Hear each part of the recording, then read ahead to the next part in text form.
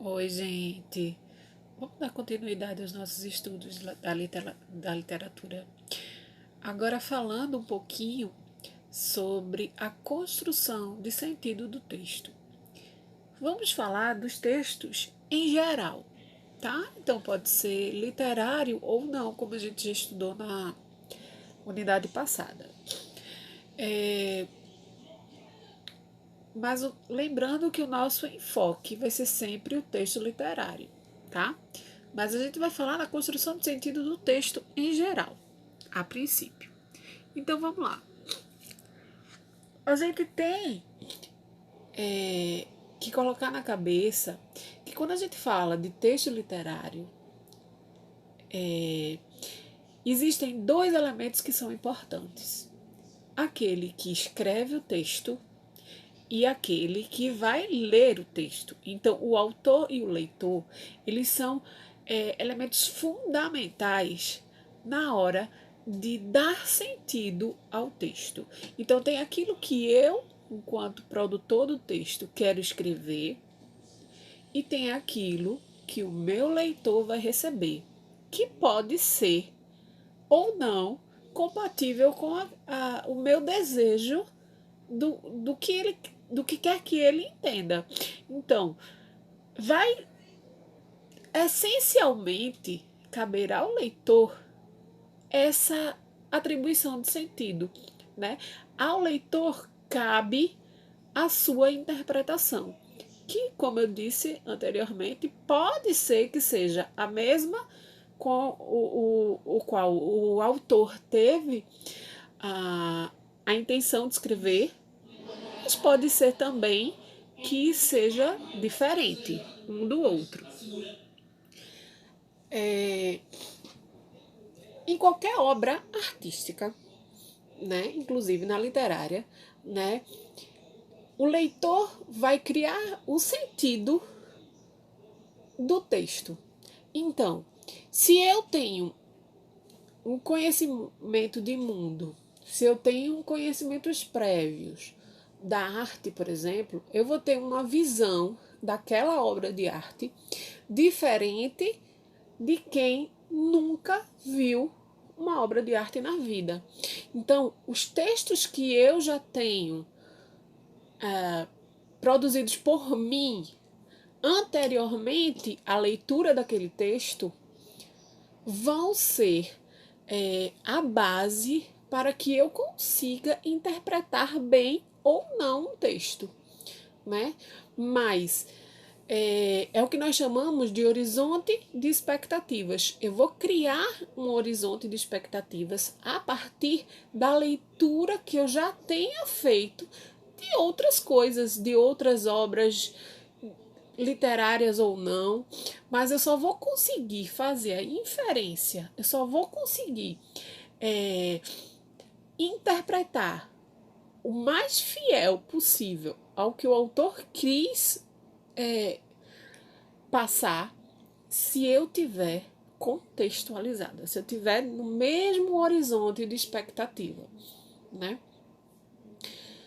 Lembrando que a matéria-prima da literatura é a palavra. Então cabe a ela, a palavra, né, produzir o sentido, as impressões, as sensações, os efeitos, tudo isso que talvez a imagem passe na pintura, por exemplo, na escultura, cabe a as palavras gerar esse efeito de produção de sentido, né, de significado, tá? Então cabe a palavra no caso da literatura. Então, nós temos, e a gente já viu isso na unidade passada, e eu tenho certeza que vocês já entendem isso também, né? Existe o sentido literal, que é aquele sentido que a gente chama de denotativo, que é aquele que é o básico, como as palavras são empregadas no dicionário, tá? E existe também o sentido figurado, que é aquele sentido conotativo, né, em que as palavras elas sofrem a modificação em seu significado para atribuir a essa palavra um novo sentido, né? E aí, às vezes, uma palavra não quer dizer aquilo que ela diria, né? Então, a gente tem alguns exemplos aí. Vamos lá. E aí, dentro dessa linguagem figurada, nós temos o que nós chamamos de polissemia e ambiguidade. A gente vê muito essa polissemia, essa ambiguidade, tanto na literatura quanto na propaganda.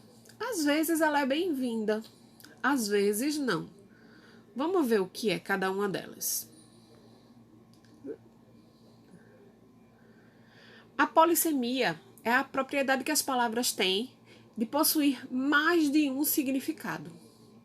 Porém, elas estão dentro do mesmo campo semântico. Por exemplo, meu cachorro quebrou a perna. Quando a gente fala dessa perna aí, a gente está falando do membro, né, do cachorro.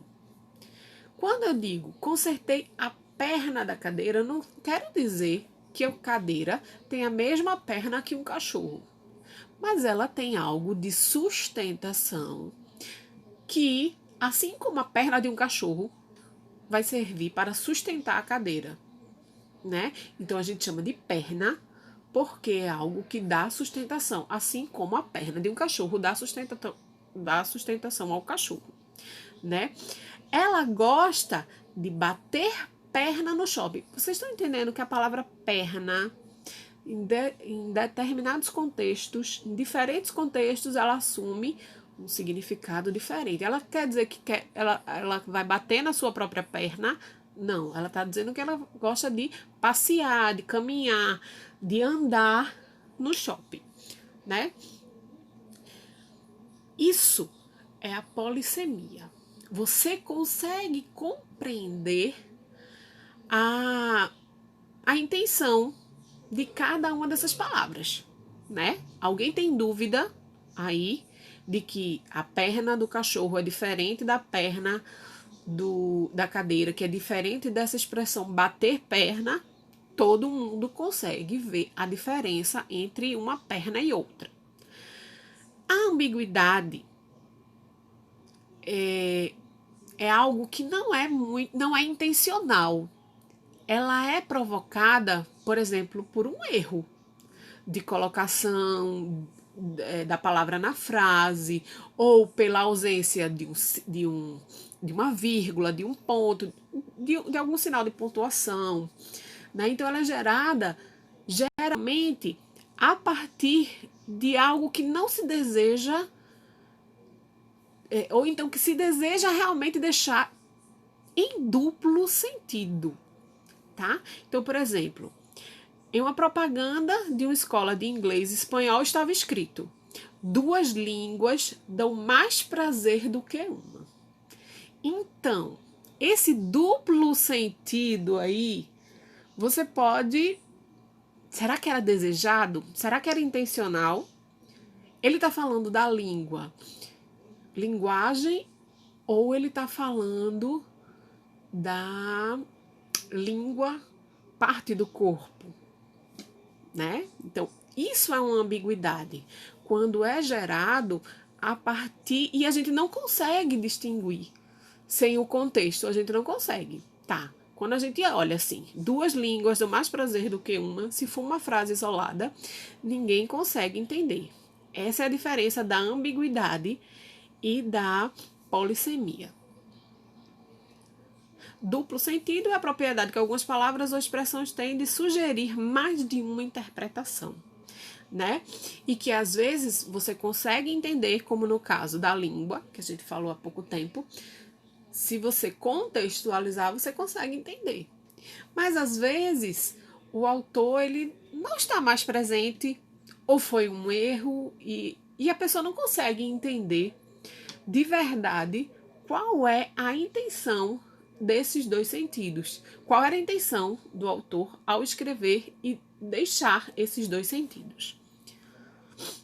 Vou parar esse vídeo agora para não ficar muito grande e vou gravar outro para a gente dar continuidade.